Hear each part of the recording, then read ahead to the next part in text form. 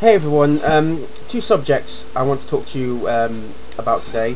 The first one is to do with Coctopus' series that he's doing, his most recent videos, in which he's sort of dissecting the interview that Richard Dawkins did some 5 months back with this woman called Wendy Wright, who was head of some sort of weird concerned women's institute, some creationist bullshit place in America, sort of like an institution.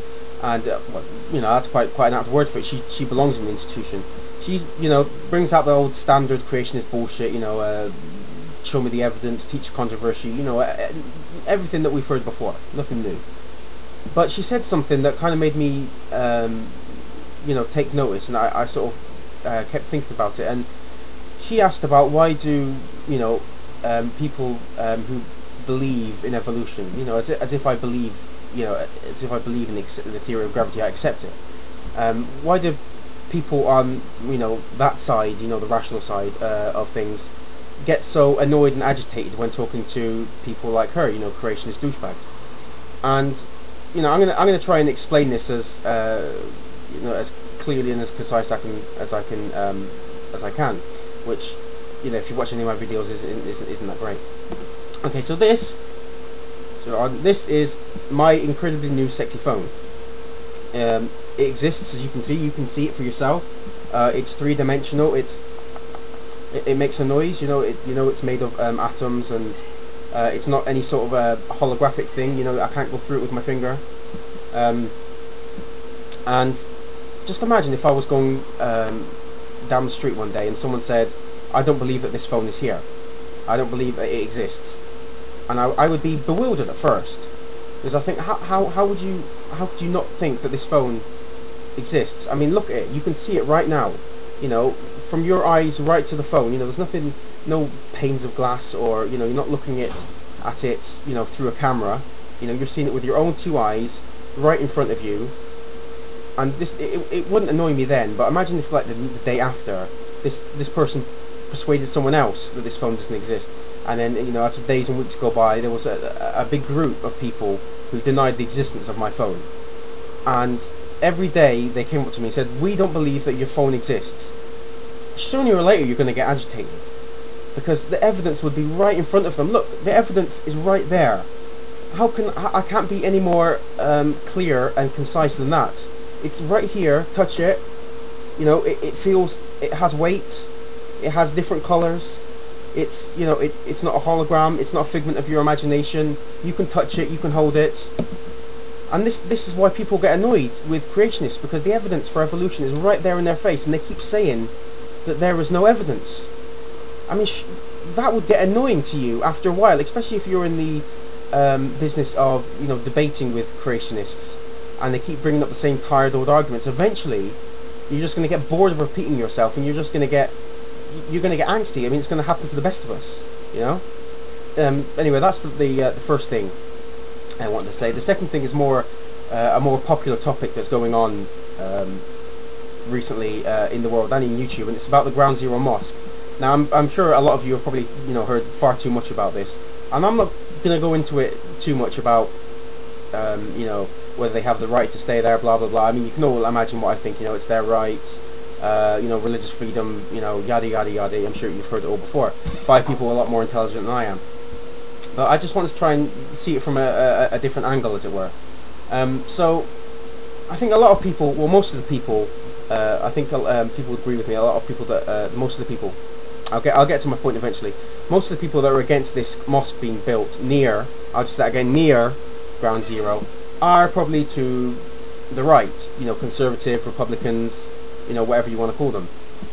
And I just find it ironic, really, that a party which has one of its guiding principles, one of its central tenets, is that they abhor government intervention in the marketplace, has a lot of members and a lot of senators who, if they could, would probably intervene and stop this community centre from being built. Now, they're not doing it overtly. I mean, they couldn't, because they know what the Constitution says. I mean, most of these people are not stupid, and they know that the massive shitstorm from all different that they would get from people from the right, people from the centre, people from the left, that would ensue if they actively tried to stop this community centre from being built. And I mean, they're sure as hell doing what they can now. I mean, they're trying to rile people up by spreading fear, by propagating lies, and as Newt Gingrich has said quite recently, comparing the Muslims to the Nazis by saying that you wouldn't put a Nazi sign up next to a Holocaust museum. And that's disgusting enough as itself. But I really want to try and keep on to this point. In a sense, they're trying to bully the backers of this community centre, and that's what it is. It's a community centre. I'm going to try and call it a community centre from now on, because it isn't really going to be a mosque. There are going to be a couple of floors for prayers, but there's also going to be a cookery place. It's a massive community centre where people can go and do different things other than just pray. So to even call it a mosque is completely fallacious. But I'm gonna keep calling it a community centre because that's what it really is. So they're trying to bully the backers out of this, I think. So that they're doing this pretty much everything they can without trying to directly alter the plans that the backers and the head of that want to build this community centre has. And of course, you have people saying that it's an insult to the families who had people die in 9/11, completely forgetting the fact, of course, that there were actually Muslim families who lost Muslim members of their family too. When fear comes into play like this, it creates an us versus them mentality. I'm sure a lot of you are aware of, which is what a lot of people want, really, because when someone is scared, it's a lot easier to get them to believe the bullshit that you're spewing. And with a lot of people speaking out against this place, and they seem to think that Muslims are on the other side to them. As I said, forgetting the Muslims that died on 9/11, forgetting the Muslims that died that helped in the days after 9/11, trying to clear away rubble and find if there's anybody still alive. Forgetting the Muslims that have denounced this act of terrorism. Forgetting all that. But again, I'm getting off the point. I know there are a lot of sensible conservatives out there, and I know there are a few conservatives that I'm aware of on here that I'm subscribed to, and I have a great deal of respect for.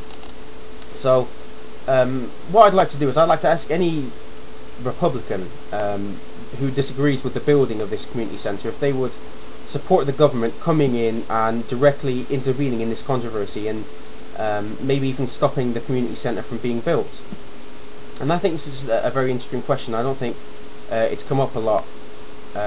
This particular aspect that I'm talking about. I don't like to blow my own trumpet, but that's what I see. And I'm just wondering, how far some Republicans are willing to twist and bend their own ideologies when it comes to their own personal bigotry, fear, and hatred. Hey, if I didn't say Republicans there, I could have said Pat Condell, and it still would have been a perfect description.